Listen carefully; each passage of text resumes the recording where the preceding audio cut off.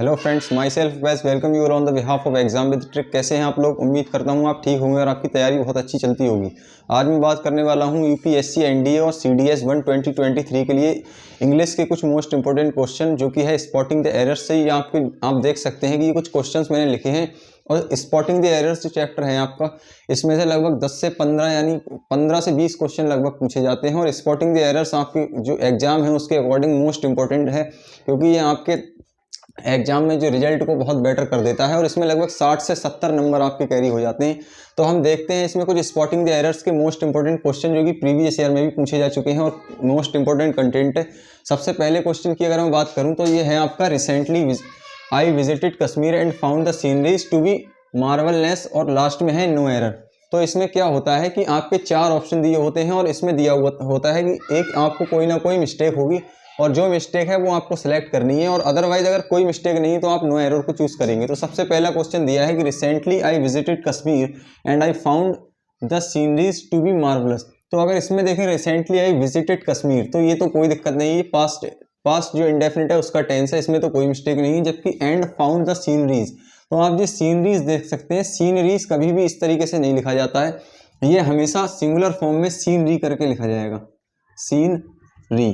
तो इस तरीके से सीनरी लिखा जाता है। तो इस यानी बी पार्ट में आपकी मिस्टेक है, इसीलिए बी पार्ट 100% ठीक हो जाएगा। तो इस टाइप से आप इस क्वेश्चन को सॉल्व करेंगे कि सीनरीज हमेशा सिंगुलर फॉर्म में लिखा जाता है, जो कि सीनरी लिखा जाएगा। तो इस तरीके से आप इस क्वेश्चन को सॉल्व करेंगे। जबकि सेकंड क्वेश्चन को अगर हम देखें कि all the furnitures have been sent to the new house located in a village, no error.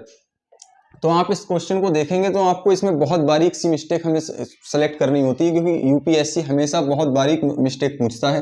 तो ऑल द फर्नीचर्स जो हमें दिया हुआ है, अगर फर्स्ट पार्ट देखें, all the furnitures have been, तो फर्नीचर्स जो है इसके अकॉर्डिंग हम देख रहे हैं हैव बीन है, इसमें मिस्टेक तो नहीं दिख रही है। लेकिन जो फर्नीचर्स है, फर्नीचर्स हमेशा सिंगुलर फॉर्म में लिखा जाता है और वो होता है फर्नीचर। अगर इसमें से ईएस हट जाता तो हमारा ये पार्ट ठीक होता है, इसलिए ईएस लगा हुआ है, इसलिए ये पार्ट हमारा इसमें मिस्टेक है और इसमें एरर है। इसीलिए हम कह सकते हैं कि ऑप्शन ए हमारा 100% ठीक हो जाएगा और एग्जाम में हम इसी तरीके से क्वेश्चन को सॉल्व करेंगे।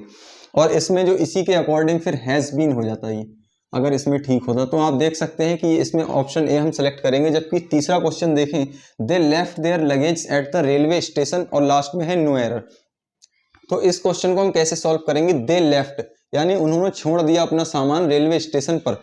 तो सामान की अगर हम देखें लगेज में आपका कुछ भी हो तो हम ईएस इसमें नहीं लगाएंगे, ये भी हमेशा सिंगुलर फॉर्म में होगा। मैंने ये 2 से 3 एग्जाम्पल आपके एक से लिए हैं, क्योंकि हमें कई सारे वर्ड्स ऐसे होते हैं जिसमें ईएस जोड़ने की जरूरत नहीं है और वो सिंगुलर ही यूज होते हैं। जैसे लगेज जो है, लगेज हमेशा लगेज के ही रूप में यूज होगा, इसमें ईएस नहीं लगता है, भले ही आपके उसमें सामान में कितने भी आर्टिकल्स क्यों ना जुड़े हुए हों।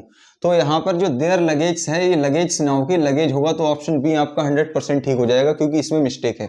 जबकि फोर्थ क्वेश्चन की अगर हम बात करें तो इसमें दिया हुआ है कि his mouth watered when he saw a bucket of grapes, यानी उसके मुंह में पानी आ गया जब उसने एक अंगूर का गुच्छा देखा।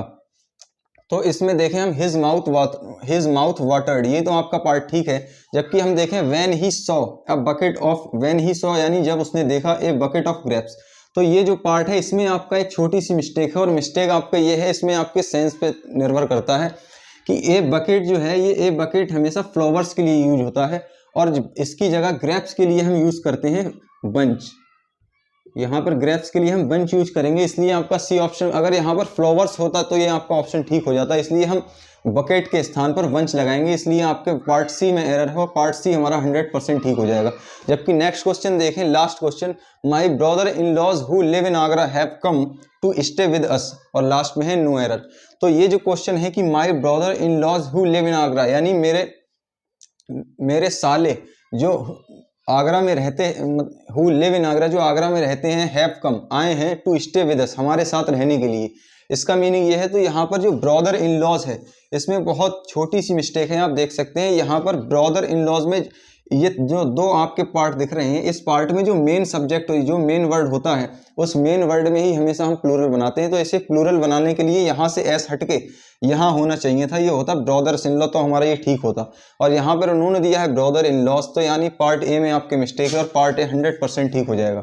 इस तरीके से आप इस क्वेश्चन को सॉल्व करेंगे। तो ये टॉप 5 मोस्ट इंपॉर्टेंट क्वेश्चन आपके लिए हैं, जो कि यूपीएससी एनडी की तैयारी के लिए बहुत इंपॉर्टेंट है। अगर आपने अभी तक चैनल को सब्सक्राइब नहीं किया है तो वीडियो को लाइक एंड शेयर करके चैनल को सब्सक्राइब कीजिए।